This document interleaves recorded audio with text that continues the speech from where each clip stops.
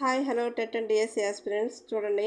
టెట్కి డిఎస్సికి చాలా important articles మీద బిట్ అయితే గ్యారంటీ.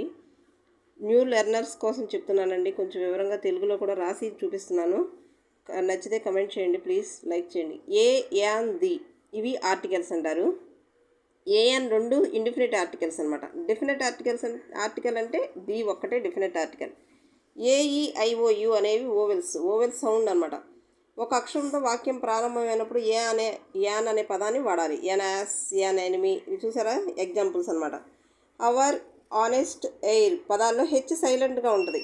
హవర్ అను హానెస్ట్ అను అనమాట. అవర్, ఆనెస్ట్, ఎయిర్ అనే హెచ్ సైలెంట్గా వాడతాం.